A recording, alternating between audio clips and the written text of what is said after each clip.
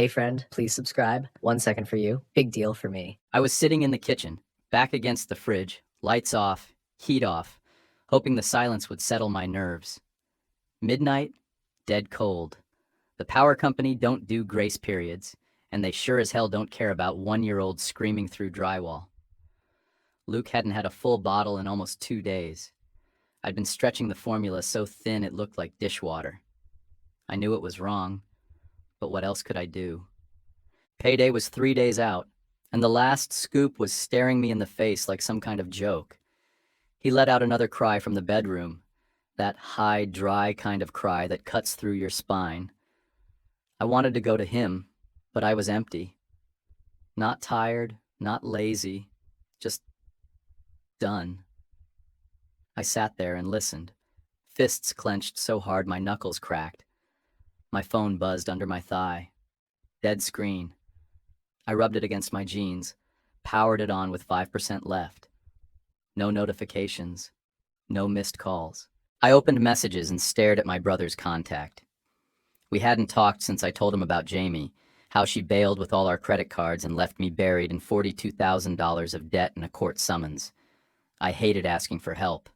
Hated it. But I hated hearing Luke scream more. So I typed, "Need $40 for formula. Can pay you Friday." I didn't even check the number. Just hit send. Then I dropped the phone face down on the linoleum and leaned my head back against the fridge. The cold crept into my neck, into my arms. I shut my eyes and told myself it was only 3 days. I could survive anything for 3 days. Luke's cries were getting weaker now. Not a good sign. Just this broken, tired sobbing.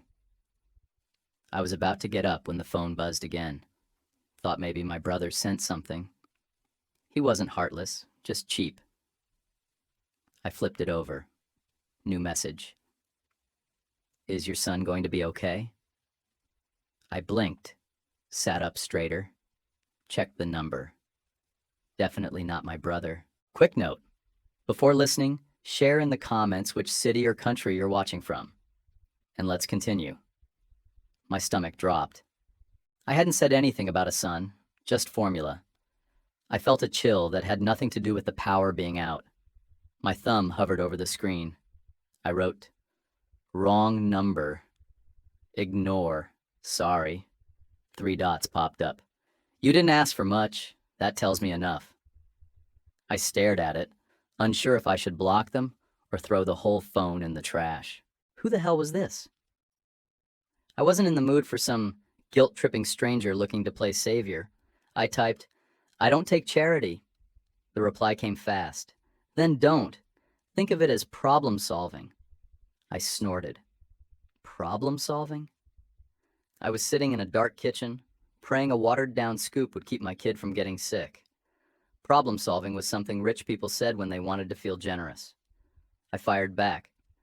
"Nice line. I'm not a cause." A few seconds later, "You're not. You're a man who didn't fold." I just stared at that. My thumb started shaking. Not from emotion, from rage maybe, or confusion, or both. Then I don't know what the hell got into me, but I typed out my Venmo handle.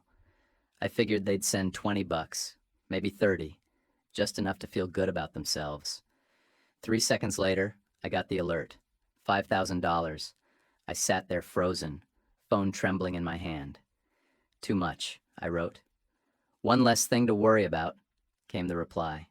Then another one. "Take care of Luke." And that's when my blood went ice cold, because I never told her his name. I sat there holding the phone like it was going to burn my hand. The baby monitor buzzed with static. Luke's breathing had slowed finally, but I could still hear the little puffs of exhaustion from his crib. I kept staring at her last message. "Take care of Luke." I hadn't said his name, not once. Not in that message.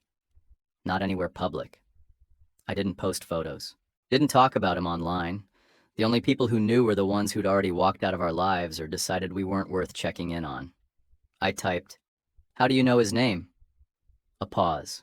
Then, "You said formula. Midnight."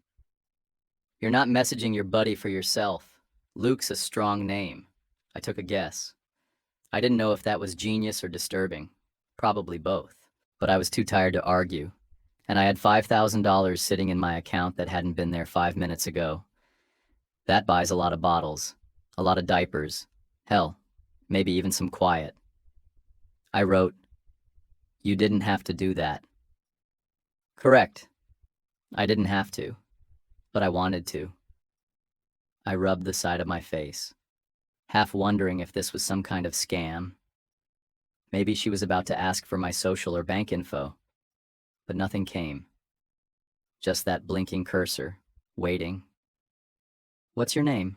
I asked. "Elena." Just that. No last name, no title, no fluff. I said, "Look, I don't take handouts." "Then don't," she said. "Think of it as problem solving." I shook my head and laughed, quiet and bitter. It was the same line from before, like she knew I'd push back and had already decided not to flinch. I fired back, "Nice line. I'm not a cause." I figured that would shut her down. People get uncomfortable when you call them out for playing hero, but not this woman. She replied in seconds, "You're not. You're a man who didn't fold." I don't know what made me do it. Maybe it was the silence. Maybe it was the way she didn't talk down to me. Or maybe it was the tiny part of me that was so damn tired of pretending I was okay. Whatever it was, I sent her my Venmo. 3 seconds later, boom, $5,000 hit my account like a hammer. I stared at the screen so long the light started to burn into my eyes. "Too much," I typed. "One less thing to worry about." I didn't write back right away. I couldn't. I just sat there with the phone on the counter and both hands gripping the edge of the sink like I might fall into it. I kept replaying her messages in my head. Her voice, I didn't even know what it sounded like, but the way she wrote it came through clear, controlled, no wasted words, no emojis, just steel. And then there was that name, Elena. Sharp, clean, not soft, not someone messing around. I finally wrote, "You a social worker or something?" She said, "No. Just someone who doesn't walk away from people hanging by a thread." I stared at that one longer than I wanted to. My first instinct was to push her away, tell her I was fine. But I wasn't. Not even close. And for whatever reason, she already knew that. "Look," I typed, "I'll pay you back. You'll get every cent." Her response came fast. "No need. Consider it closed. What you do next is up to you." I didn't know how to respond to that. Nobody says that. Not in real life. People want something, even if it's just the chance to say they helped. "You a parent?" I asked. "No," she wrote. "But I know what it's like to be left holding the wreckage." I stared at that message for a while. Something about it hit too close. I wanted to ask more, but I stopped myself. She'd already given enough. "You live near here?" I finally asked. "Not really," she said, "but I have people who do." That answer didn't exactly make me feel better. "So how'd you see the message?" "Luck. Right place, right time. I monitor a few emergency tags. Someone forwarded it by mistake. Doesn't matter now." I leaned back against the fridge again, blinking hard. Forwarded by mistake. Wrong number. $5,000. It didn't add up, but it also didn't feel like a lie. "Feels like a setup," I said. "It's not," she replied. "It's what happens when someone doesn't look away." I stared at that one until my eyes hurt. The fridge hummed behind me, the air cold enough to make my fingers stiff. I finally pushed off the floor, grabbed my coat, and walked to the bedroom. Luke was asleep on his side, thumb curled near his cheek, his little face all blotchy from crying. I grabbed a blanket and tucked it around him. I whispered his name, just his name. Then I went back to the kitchen and wrote, "Thanks." She didn't answer, not right away. A few minutes passed, then the screen lit up one last time that night. Take care of him. I'll be in touch. The knock came just after 7. Way too early for anything good. Around here, nobody knocks unless it's a pissed-off neighbor or the landlord with some threat taped to his clipboard. I cracked the door, one hand bracing against it, ready to slam it shut.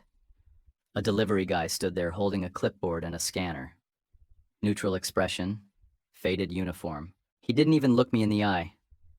"You Jonathan?" he asked. "Yeah," I said, chest tight. He jerked his head toward the hall. "You got 4 boxes." "What boxes?" He gave a half shrug, handed me the scanner. "All prepaid, signed to your unit, need you to click here."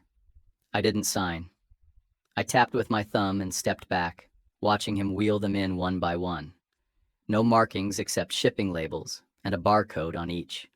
No store name, no logo, just box after box, stacked neatly in front of my tiny kitchen table.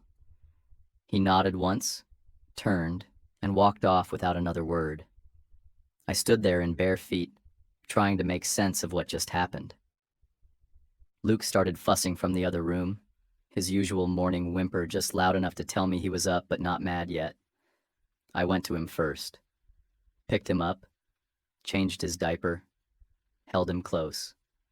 He curled into my shoulder like he always did, head heavy, breath warm against my neck. Then I turned back to the boxes. I opened the top one with a steak knife, slow and careful. Inside, formula. Not store brand either. The good stuff. Sealed cans, packed tight, brand new. The second box had baby wipes, 5 full packs of them, along with bottles. Glass, not plastic. BPA-free, imported.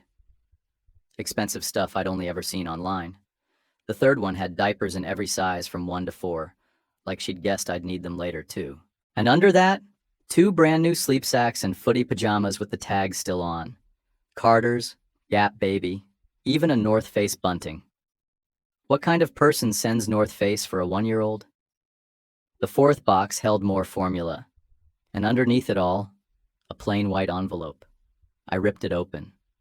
Inside was a single note, handwritten on thick, creamy cardstock. "He deserves better than scraping by. Elena." I didn't move. I sat there on the floor, back to the stove, Luke pressed against my chest. The heat hadn't kicked on, not that there was any to kick on, and I could feel the cold seeping through the floor. We sat like that for maybe an hour. I didn't open another box. I didn't touch the formula. I didn't even pour coffee. I just held him and stared at the corner of the room where the envelope had landed. Eventually, Luke drifted off again, head heavy against my arm. I tucked him back into the crib, then came back and opened my laptop. I typed one name into the search bar, Elena Roth. It only took 3 seconds. First result, Forbes, Fortune, Bloomberg. CEO of Roth Strategic Systems, headquartered out of DC, ex-Air Force captain, youngest in her division. One of those real deal, made not born types who'd built her empire out of black coffee and steel nerves, multiple government contracts, defense logistics, high-level consulting, net worth, somewhere around 8 billion, depending who you asked. I scrolled for 20 minutes. Every photo of her looked like a still frame from a war movie. Sharp blazer, tighter posture, clean eyes that didn't blink. This woman didn't just send charity, she ran empires. I looked at the note again. Just a line and her name. No strings, no promises, no guilt. That night I made Luke a full bottle. Not stretched, not rationed. Full formula, warm with a clean bottle and a soft bib from the new stash. He chugged it like his life depended on it, which, honestly, it probably did. After he fell asleep, I sat in the kitchen again. One light bulb working. No noise except the hum of the fridge and the occasional car blasting by outside. I stared at one of the unopened cans of formula. It sat on the counter like a threat, like it had weight that didn't make sense. Then I noticed something I'd missed before. The receipt at the bottom of the fourth box, folded over once, half stuck to the packaging tape. I pulled it out and flipped it open. Delivery address matched mine. Unit number, street, everything. But In the billing section, the sender's address was listed. It was my old place, the one I lived in 4 years ago, out in Western Maryland, before Jamie, before everything, before life spun sideways and never came back. I hadn't used that address in anything in years. Not for mail, not for credit, not even on resumes. Somehow she already knew where I'd come from. I grabbed my phone, hands shaking harder than I wanted to admit, and typed, "Why are you really doing this?" The reply took almost a full minute. I could picture her reading the message, thinking it through, choosing each word like it was part of a mission brief. Because no kid should go cold because their mother was a criminal. I didn't type back. Didn't need to. Because that was the first time anyone had said it out loud without blaming me for sticking around long enough to get burned. The next few days were quiet, but not in the usual way. No dread, no panicked counting of change or opening the fridge 5 times like food might appear. Just short, blunt messages back and forth between me and Elena. Nothing flowery, no wasted words. I told her I used to do internal audits for a logistics company out in Pittsburgh. Decent pay, decent people. Until they shut down with a 4-day warning and handed me a 2-week severance check that didn't even cover rent. She asked what I'd been doing since. I told her the truth, bouncing between warehouse gigs and night shifts when I could find someone to watch Luke, which wasn't often. I told her daycare costs more than rent, and I didn't have family I trusted. Friends disappeared once I started bringing a baby to hangouts. No one wants to babysit when it stops being cute. She didn't reply for a few hours after that. I figured maybe that was the end of it. She'd done her part and moved on. But then the message came through. Come to Roth Systems. Ask for Margot. 10 a.m. tomorrow. That was it. No pitch, no explanation. I stared at it for a long time. Then I looked over at Luke, curled up in the middle of the floor on a soft blanket, chewing on a stuffed elephant. His belly finally full, his cheeks round again. I stood up, grabbed the iron, and pulled the only decent shirt I had out of the back of the closet. It still smelled like old interviews and lost hope, but I pressed it anyway. Didn't have a sitter, so I packed up the diaper bag, tightened the straps on the chest carrier, and got Luke dressed in one of the new outfits from the box. Navy blue with a tiny silver rocket ship stitched across the front. We caught the early train and walked the rest of the way. Roth Systems was in this massive steel and glass tower with security guards who looked like they didn't blink. The place made you feel like you weren't important before you even walked in. I stepped up to the front desk, trying not to sound like I was apologizing. "Hi, I'm here for Margot. I have my kid with me, so..." The receptionist didn't even look up from her screen. She pointed toward the elevator. 28th floor. They're expecting you. No flinch. No side eye at the baby. No patronizing smile. Upstairs, the doors opened into a lobby that smelled like leather and fresh paper. Everything was polished, even the silence. A tall woman with red-framed glasses stepped forward. "You, Jonathan?" "Yeah, sorry for bringing the little guy." She waved that off. "We planned for it. I'm Margot. This way." She walked fast and didn't ask stupid questions. She gave me a tour like I already worked there. Open spaces, quiet rooms, conference areas lined with glass walls. People looked up when we passed, but no one said anything. They just nodded. Final stop was a small room off a quiet hallway. She opened the door and stepped aside. It looked like a damn showroom. There was a crib already set up, a playmat, shelves stocked with books and toys, a white noise machine, blackout curtains on the single window. Everything was clean. Software thought out. "Elena thought this might make things easier," Margot said, like it was nothing. I stood there for a second too long.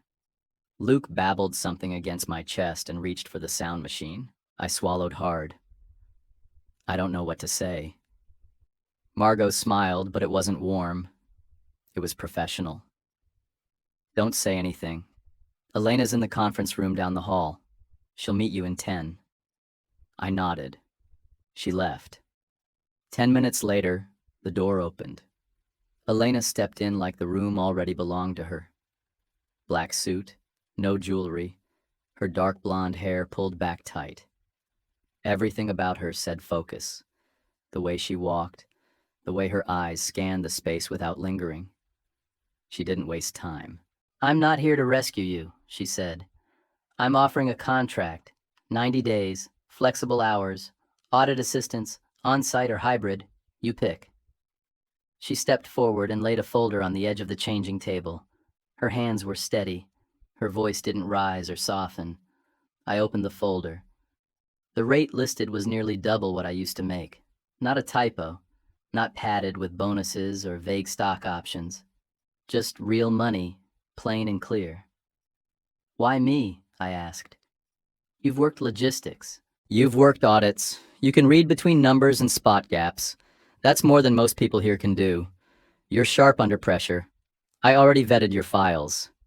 I kept staring at the contract. "There's got to be a catch," I said. "There isn't," she replied. "You work. You get paid. You leave if it's not a fit." I looked up. She was watching me, but not like I was broken. Not like I was lucky to be in the room. Just watching. Measuring. Luke let out a soft whine.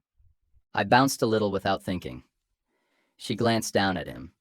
No change in expression. No discomfort. And looked back up. That's when I signed. Not because I trusted her. I didn't. You don't trust someone just because they hand you a miracle. You trust them when they don't flinch at the mess you bring with it. I signed because I didn't have the luxury of options, and because for the first time in a year someone looked at me, and my kid, and didn't see a burden. I kept my head down that first week.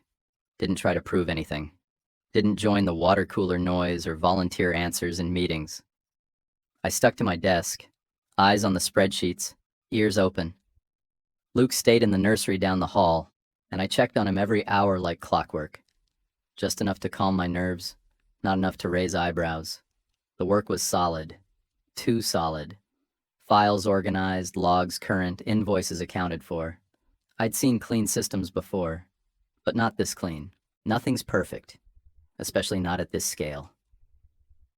But Roth systems looked almost sterilized, like someone had gone through and buffed every single thing to shine just enough, not too much.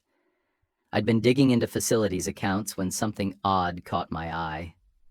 A vendor name, Nexlin Supply, popped up in 3 departments that had nothing to do with each other: legal, marketing, research operations. The amounts weren't big, but the intervals were weird. Not monthly, not quarterly, just scattered. Like whoever was behind it didn't want to leave a pattern but couldn't help repeating one. The name looked made up. No branding, no descriptions in the notes, just line items like general services and hardware replenishment. I flagged it in my head but didn't touch it yet. Over the next 2 days, I traced it further. Same vendor, always small amounts. Never over 5 figures. Always different project codes. I stayed late Thursday night. Luke was asleep in the nursery, sound machine humming low. I ordered takeout, set it aside untouched, and went hunting through archived tax records and expense logs from the last fiscal year. Finally, I found it. Nexlin Supply was a ghost. The EIN checked out barely, but the listed business address pointed to a P.O. box in Delaware tied to a holding firm registered under a different name, Kirkwood Asset Management. I'd seen that trick before. Shells inside shells. No website. No real paper trail. Just enough to fool a junior accountant and slip under automated flagging systems. This wasn't some clerical error. This was a front. I packaged the data, encrypted the files, and labeled them generic enough to get past casual snooping. Then I shut everything down, picked up Luke, and headed for the 28th floor. Elena's assistant was gone, but her office door was open. She sat behind her desk, reading from a tablet, glasses low on her nose, one hand tapping against her coffee mug. She didn't look surprised to see me. I stepped in, lowered Luke's carrier onto the floor next to the chair, and handed her the flash drive. "You've been expecting this," I said. She didn't say anything at first. Plugged it in, clicked through the folders. Her eyes moved fast, scanning each file, each column. Halfway through, she set the tablet aside and leaned closer to the screen. "You suspected this," I said again. She gave a small nod. "I had a feeling. You just proved I wasn't paranoid. Why didn't you investigate it yourself?" "I own the building. I don't dig the foundations anymore." That stuck with me. I sat down, suddenly exhausted. "So what now?" She looked at me, not with concern, more like calculation, like she was already 5 steps ahead and deciding which path would burn the least. "Now you keep digging," she said. "No emails, no names, no noise." I leaned forward. "You want this off the books?" "I want it buried under 10 layers before anyone knows it exists. You're good at that." She wasn't complimenting me. She was giving me orders. I nodded. "You think it's one person?" She shook her head. "I think it started as one, but it's grown. These things always do." "You want me to find who?" "I want you to find the rot," she said. "I'll deal with the names later." I sat back, eyes on the screensaver spinning behind her. "If I do this, I need access." "You'll have it." "I don't want to step on toes." She smirked. "Step on them. Crush them. Just don't leave prints." That should have scared me. Instead, I felt the first flicker of clarity I'd had in months. Like maybe, for once, I was built for the exact thing being asked of me. As I stood, I hesitated at the door. "This isn't charity, right?" "No," she said flat. "This is war. I'm just letting you in early." I picked up Luke and left without another word. That night, after he fell asleep in the travel crib next to my bed, I sat with my laptop until dawn, building out a spreadsheet no one would ever see. Patterns, amounts, department crossovers, movement trails. Every time I caught a glimpse of my old self, the one from before Jamie, before debt collectors and court dates, I gritted my teeth and kept going. This time, the work mattered. This time, someone was watching. And if she was right, this company was sitting on a bomb. The next morning, she brought in Keller. No first name, just Keller. Mid-40s, black slacks, boots, and a tucked-in button-down, with sleeves rolled sharp to the elbow. Hair pulled back, no jewelry, no handshake. She moved like someone who already had your password, your search history, and your burner phone number. "Elena says you've been tracking internal irregularities," she said without looking up from her tablet. "I have records, payment logs, device tags," I said, handing her the drive. She took it, slid it into a reader, and opened the files without asking another question. Her fingers barely moved, but the way she absorbed the data, quiet and surgical, made it clear she wasn't just checking boxes. "Device sources?" she asked. I handed over mine, then pulled up a clone drive on a spare laptop. "Timestamps are all in UTC. I kept log chains separate." She nodded once. That was the only approval I'd get. Elena stood at the far end of the room, arms crossed, saying nothing, just watching. Keller spent the next hour slicing through 3 months' worth of back-end logs. When she finally spoke again, it wasn't to me. "We'll need bait." Elena stepped forward. "HR memo?" Keller gave a slow nod. "Audit trigger. No details. Just enough to cause a ripple." 2 hours later, one of Elena's techs pushed a fake memo into the CFO's shared folder. Something dry and vague about a vendor audit sweeping through Q3 expenditures. Looked just real enough to be legitimate. Nothing flashy. No red flags. We waited. 90 minutes in, Keller flagged movement. Someone accessed the file from a terminal tagged to Paul Mercer, EVP of Finance, and then again through a remote login under the same credentials. "Why would he open it twice?" I asked. Keller didn't look up. First to read it. Second to confirm what he just saw. Elena exhaled. No surprise, just grim confirmation. "He's the one," she said.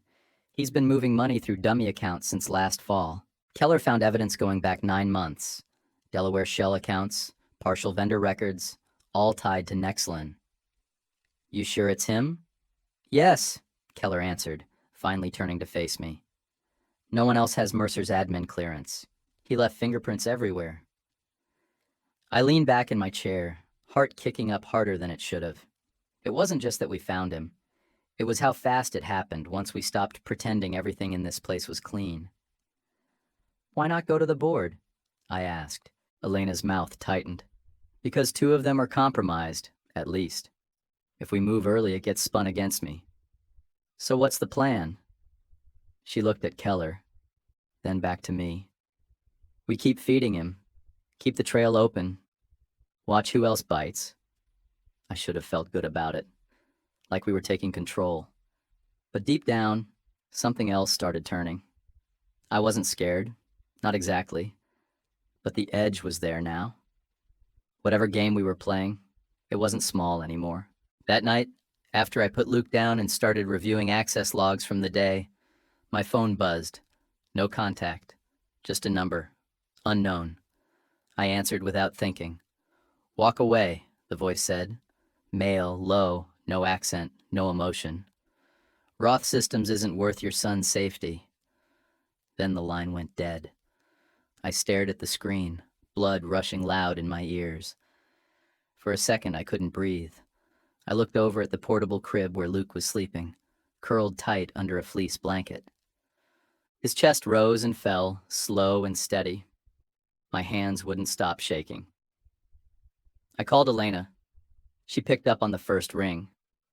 They just threatened my kid, I said. Her voice didn't waver. What number? I read it off. Not one of ours, she said. I'll trace it. You still think this is just an internal job?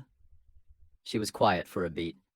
I think Mercer's not smart enough to build this alone, and I think someone else knows we're getting close.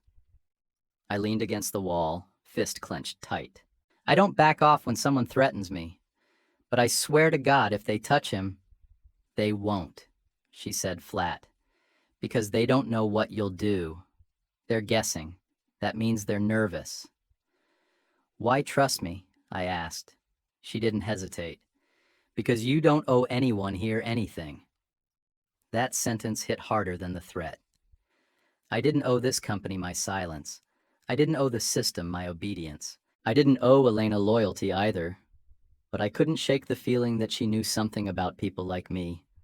People who'd been cornered. People who'd been left to clean up someone else's damage with nothing but instinct and pressure holding them together.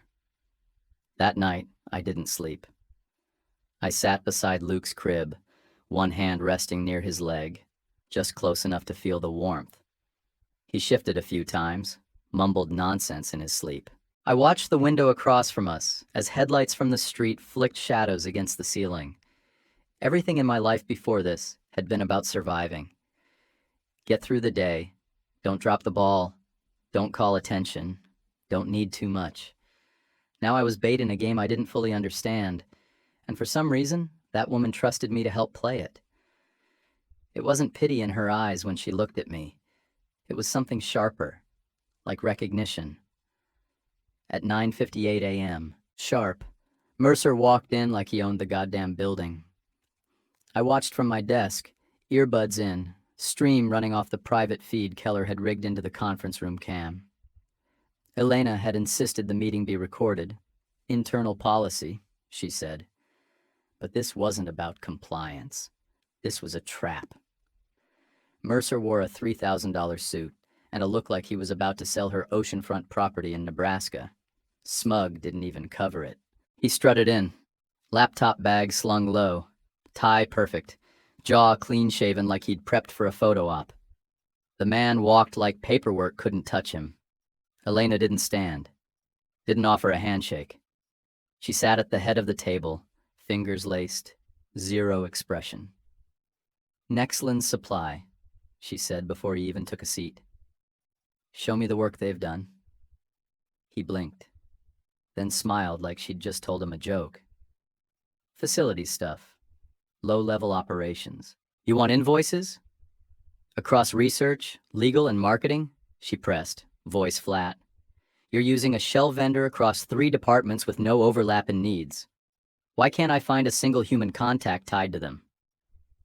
Mercer didn't flinch. He actually had the nerve to lean back and raise his eyebrows. They're subcontracted. We outsource vendor engagement to stay lean. It's efficient. She didn't react. He pulled a flash drive from his pocket and tossed it onto the table like he was laying down a royal flush. You're done, he said, tone casual. I've got logs showing misused funds, off-ledger activity, and internal access from non-cleared staff. And your boy toy auditor? Not even background checked. My stomach turned, but I didn't move. I kept watching. His voice rang through the feed, slick and full of himself. Internal controls hasn't even cleared him through HR. That's a security breach. You really thought no one would notice? He leaned forward, slow and theatrical. You let a guy walk in here with a baby and no vetting. You think that's leadership? Elena didn't blink. She slid the flash drive aside with one finger, slow and deliberate. You should have vetted the people you tried to outplay, she said. Mercer opened his mouth, probably to start another monologue, but the door behind him clicked open before he got the chance. Ava walked in, calm, crisp, holding a folder in one hand and a phone in the other. Mr. Mercer, she said, your badge has been deactivated. Security is waiting in the lobby. He froze, literally. 1 second he was mid-smirk, and the next, his mouth hung open like a glitch. He looked at Elena, eyes darting, unsure for the first time since he walked in. This some kind of stunt? No, she said. It's cleanup. He turned to Ava. You don't have the authority to... I do, Elena cut in. I own 71% voting control. I'm not asking the board for permission to fire someone caught laundering money through fraudulent entities. His face drained, just a little. You don't have evidence. I have timestamps. I have mirrored servers. I have full IP logs and a direct trail to the Delaware holding company you used to wash your payments. And now I have this, she said, lifting the flash drive he just handed over. Thanks for voluntarily submitting false evidence. That makes this 10 times easier. Mercer looked like someone had pulled the rug and the floor underneath it. He pointed at the camera. This is a setup. No, Keller's voice came from the back corner of the room. I hadn't even seen her on the feed until she stepped into frame. It's a sting. You just took the bait. Mercer's eyes went wild. He looked back and forth, jaw clenched, fists tight. You think this ends with me? He snapped. You think I'm the only one? No, Elena said. I think you're the first domino. Ava nodded to someone off camera. A moment later, 2 plainclothes security guys stepped in and waited by the door. Mercer didn't move at first. He stood frozen, weighing his options like there was still a version of this where he walked out clean.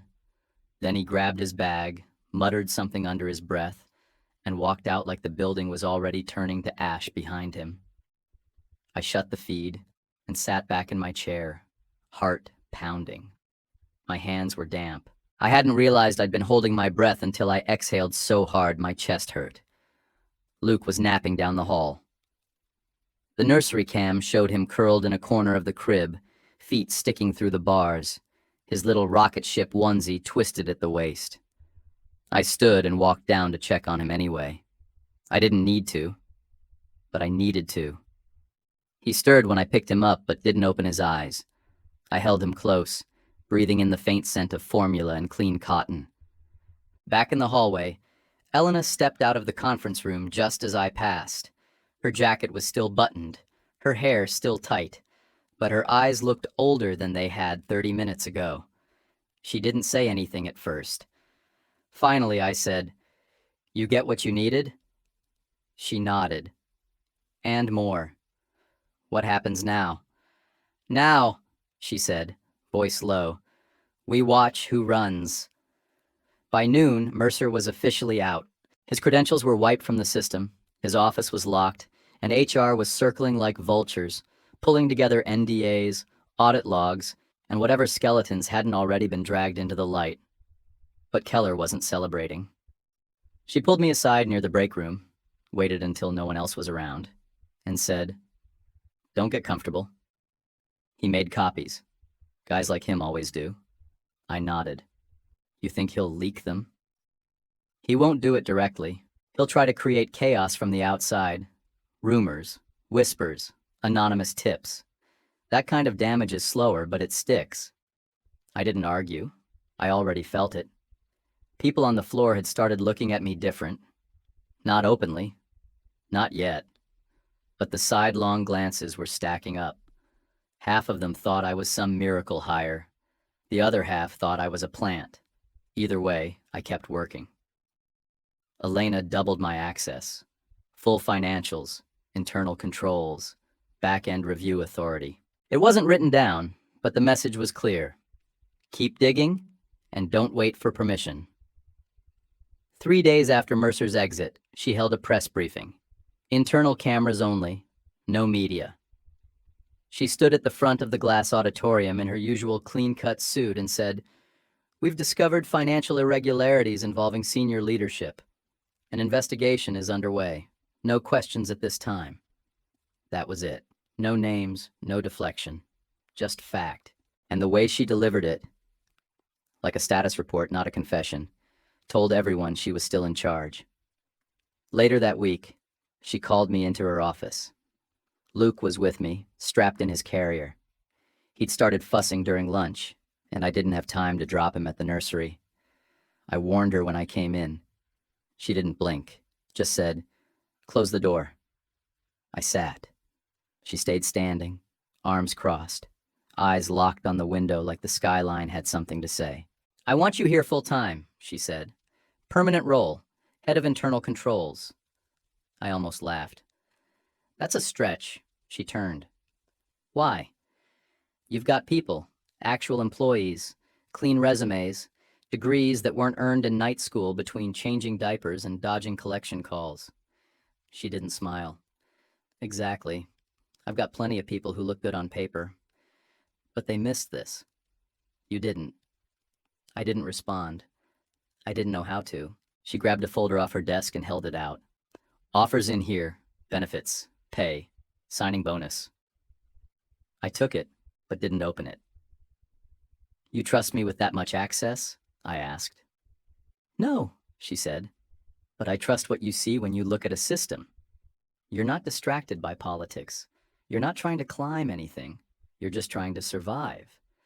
That's the kind of clarity I need in this role." Luke squirmed in his carrier. She didn't even look down. I asked, "What happens when the board pushes back?" She raised an eyebrow. "Let them." I left the office with the folder still sealed. I didn't say yes. I didn't say no. That night, Luke fell asleep fast. Too fast. Probably overtired from the chaos of the past few days.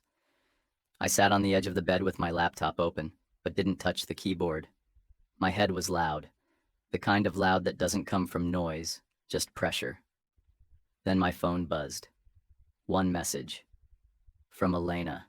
It was a file attachment. A screenshot. I opened it, expecting another document or approval chain. Instead, it was the original text I'd sent that night in the kitchen. "Need $40 for formula. Can pay you Friday."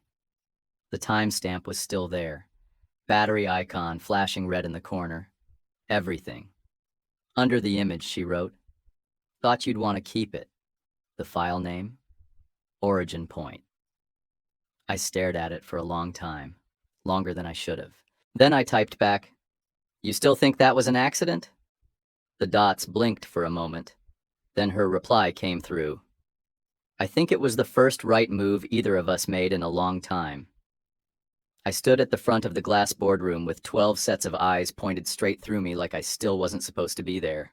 Behind me was a screen full of flagged entries, vendor overlap charts, and a breakdown of exactly how much money slipped through their hands while they were busy polishing each other's reputations. No fluff. Just facts. I cleared my throat once, looked around and said, "You asked how it happened." You missed the holes because you were only looking for patterns you expected to see. No one said anything at first. A couple looked down at their tablets like the numbers might rearrange if they blinked hard enough. When I finished, one of the senior board members, gray suit, white hair, no name I cared to remember, leaned back and said, "You made us look sloppy." I didn't blink. I wasn't trying to look good. I was trying to keep my kid fed. He looked away. None of them said another word. The meeting ended with polite nods and quiet exits, the kind that tried to pretend they weren't just knocked flat by someone they hadn't bothered to vet. Elena didn't say much either, just looked at me as I packed up and gave a short nod that meant, keep moving. I headed down the hall and picked up Luke from the nursery. He was sitting in the middle of the playmat, holding a teething ring like it owed him money. When he saw me, he clapped once and gave this goofy, open-mouthed smile that nearly cracked me. I scooped him up, held him tight, and for one short second, let myself breathe. Elena was waiting near the elevators, coat already on. "Let's get some air," she said. We stepped outside into late fall wind, sharp and biting. The city buzzed around us, people yelling into phones, cars pushing through intersections like the light was optional. No one looked at us. We walked 3 blocks in silence. The sidewalk was uneven, cracked in places. Luke had his cheek against my shoulder, thumb in his mouth, starting to drift off. "You ever think how insane this all is?" I asked. She glanced sideways, not stopping. "Every day." I didn't expect her to say more, but after another block, she did. "I don't do backup plans," she said. "Never have. Either you commit or you crash." She stopped walking and looked at me full on. Her voice didn't shift, but her eyes were clearer than I'd ever seen them. "I'd like you and Luke to stay in my life. Permanently. No build-up, no pitch, just that." I stood there with my son pressed between us, heartbeat in my ears, city noise behind me, trying to figure out what the hell to do with words like that. I looked down at Luke. His eyes were shut now, lips parted, peaceful in a way only babies can manage. Then I looked back at her. "We'll see," I said. "One day at a time." She didn't nod, didn't flinch, just stood there like she'd expected that answer. We turned and walked back toward the building. I woke up to sunlight, not crying. Luke was curled against me, one hand balled around a fistful of my shirt like he'd claimed it in his sleep. His breath was warm even, peaceful. The cheap blinds on the window were cracked open, letting in that soft morning light that doesn't feel like a warning. For the first time in months, my body didn't feel like it owed someone something the moment I opened my eyes. I slid out of bed slow, careful not to wake him, and made my way to the kitchen.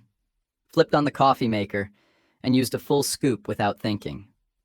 I didn't ration the grounds, didn't tap the can to shake out every last grain. Just brewed the damn coffee like it was normal, like I wasn't on my last dollar, like there was more where that came from. I sat at the table while it brewed, the smell hitting me before the cup did. My laptop was already open, no shutdowns the night before. I clicked into my inbox expecting the usual. Final notices, credit threats, automated insults. Instead it was clean. 3 vendor audit requests. 1 internal follow-up from Keller. 2 flagged transactions that needed sign-off. Nothing personal, nothing panicked, just work. The kind of normal people get bored of. The news broke around 7. A client rep forwarded the article to me. Mercer under investigation, potential charges pending. Roth Systems being praised for its swift and discreet internal response. They quoted Elena once. Her words were sharp, controlled, surgical. They didn't mention me, not even a line. I didn't need it. My phone buzzed a minute later. "Elena, you okay?" I stared at the screen for a second, then typed back, "Me. More than okay. You?" There was a pause, then her bubble popped up. "Elena, thinking about what happens next." I took a sip of coffee, eyes still on the message. Luke stirred behind me, That sleepy little whine he makes when he's not sure if he wants food or another hour in bed.